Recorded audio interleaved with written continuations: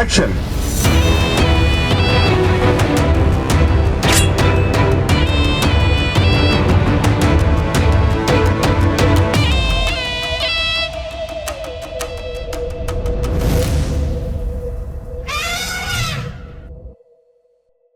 அனைவருக்கும் ஆங்கில புத்தாண்டு நல்வாழ்த்துக்கள். உலக மக்கள் அனைவருக்கும் இந்த ஆங்கில புத்தாண்டில் இந்த நேரத்தில் எங்கள் குடும்பத்தின் சார்பாகவும் அங்கே இருக்க மீனாட்சி சுந்தரேஸ்வரர் சார்பாகவும் எங்களுடைய வாழ்த்துக்களை தெரிவித்துக்கிறோம். எங்கள் குடும்ப சகிதமாக சென்று மதுரையின் தாய் தந்தையராக காட்சியளிக்கின்ற மீனாட்சி சுந்தரேஸ்வரை வணங்கிவிட்டு இன்றைக்கு எங்கள் குடும்பத்தோடு வெளியே வந்திருக்கிறோம்.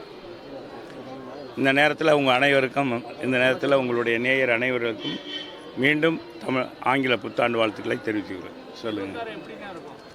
26 அண்ணா திராவிட முன்னேற்றத்துக்கு எழுச்சியான 25வது ஆண்டு எழுச்சியான ஆண்டாக இருக்கும்.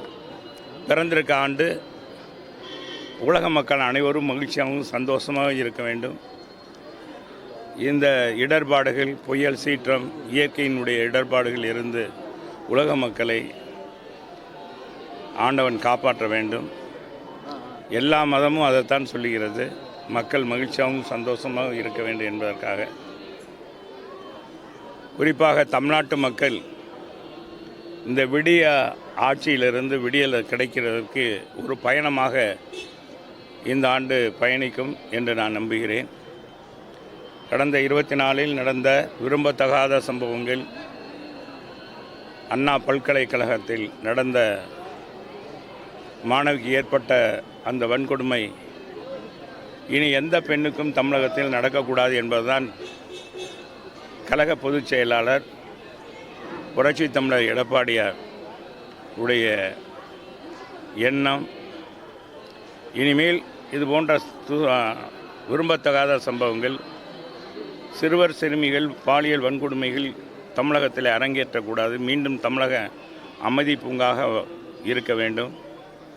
இதுக்கு புரட்சித் தலைவி அம்மாவுடைய நல்ல ஆட்சியை மலர வேண்டும் என்ற நோக்கத்தில் அனைத்து இந்திய அண்ணா திராவிட முன்னேற்ற கழக தொண்டர்கள், 2 கோடிக்கு மேற்பட்ட தொண்டர்கள் இன்றைக்கி புரட்சி தமிழர் எடப்பாடியார் வழியிலே பின்பற்றி இன்றைக்கு தமிழகத்துக்கு விடியல் நோக்கி பயணத்தை தொடங்கியிருக்கிறோம். சரி, நீங்கள் போங்க. என்னங்க?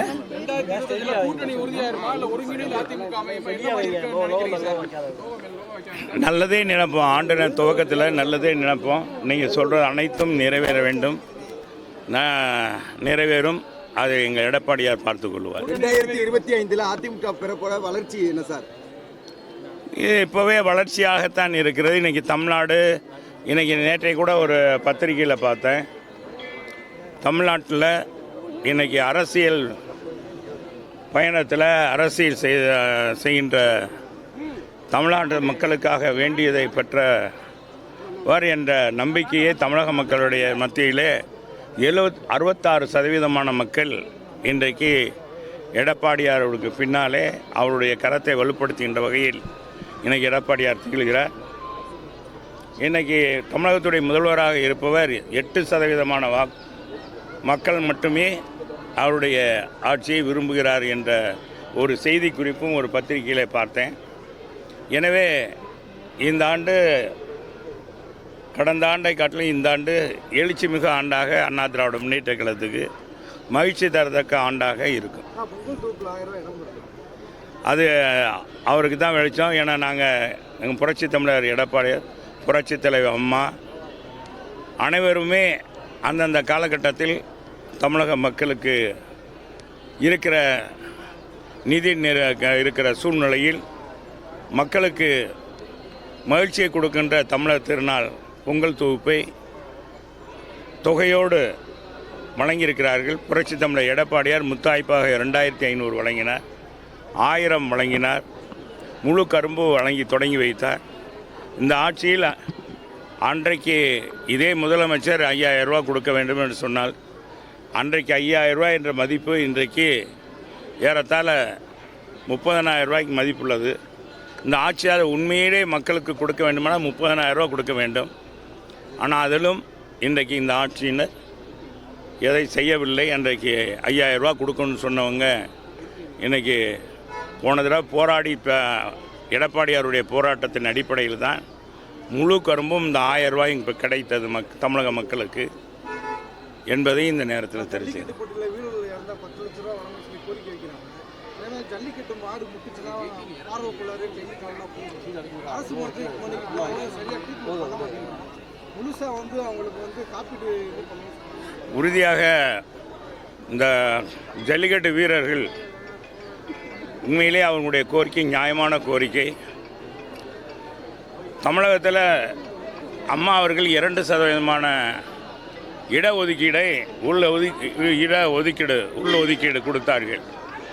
இந்த அரசு துறையில் பணியில் சேர்கிற விளையாட்டுத்துறை வீரர்கள் புரட்சி தமிழர் எடப்பாடியார் 3% உயர்த்தி வழங்கினார். இரண்டாவது முதலாக புரட்சி தமிழர் எடப்பாடியாரத்தில் மதுரையில் தான் ஒலிம்பிக் சங்கத்தினுடைய துணைத் தலைவர் சோலை ராஜா மற்றும் விளையாட்டு வீரர்கள் எல்லாம் புரட்சி தமிழர் எடப்பாடியார் முதலமைச்சராக இருக்கும்போது 1 கிலோமீட்டர் அளவுக்கு நின்று வரவேற்பு கொடுத்து தங்களுடைய கோரிக்கையை முதலமைச்சர் கேட்டு எங்களுக்கு பரிந்துரை செய்ய வேண்டும் என்று சொன்னார். விளையாட்டு 3% இட ஒதுக்கீடு கொடுத்தார். அதே மாதிரி இன்றைக்கு கபடி வீரர்கள் மற்ற வீரர்களும் சேர்த்து கொள்ள வேண்டும். அதே மாதிரி இந்த ஜல்லிக்கட்டு என்பது உயிரை பணைய வைத்து விளையாடுகிற விழா. அந்த ஜல்லிக்கட்டு அதில் நிகழ்வு பெறுகிற உயிரை துச்சமென மதித்து மாடுபிடி வீரர்களாக இருக்கின்ற அவர்களுக்கு இந்த அரசு காப்பீட்டு திட்டமும் தர வேண்டும், உரிய இழப்பீடும் கொடுக்க வேண்டும். ஏன்னால் இந்த ஆட்சியில் சாராயம் குடித்து இறந்தாலே 10 லட்சம் அறிவிக்கிறாங்க. சாராயம் விற்கிறவனுக்கும் ஊக்கத்தொகை கொடுக்குறாங்க, 50,000 ரூபா கொடுக்குறாங்க. அப்படிப்பட்ட அரசு வீராங்கனைகளுக்கு தாராளமாக நிதி உதவி கொடுக்க வேண்டும். இன்றைக்கி அதனுடைய அமைச்சராக இருப்பார், விளையாட்டுத்துறை அமைச்சராகவும் துணை முதலமைச்சராகவும் இருக்கிற உதயநிதி ஸ்டாலின் அவர்கள் அவருடைய தந்தையாரிடத்தில் பெற்று இந்த ஆண்டு விளையாட்டு வீரர்களாம் மகிழ்ச்சி அடைகின்ற வகையில் அவர் கொடுப்பார் என்று நினைக்கிறேன். அவர் கொடுக்காவிட்டால் எங்களுடைய புரட்சி தமிழர் எடப்பாடியார் மீண்டும் 2026 ஆட்சியை மணந்தவுடன் விளையாட்டு வீரர்களுக்கு இந்த ஊக்கத்தொகையை அவர் கேட்கின்ற தொகைகளை கொடுப்பார் என்பதையும் தெரிவித்துக் கொள்கிறேன். நன்றி.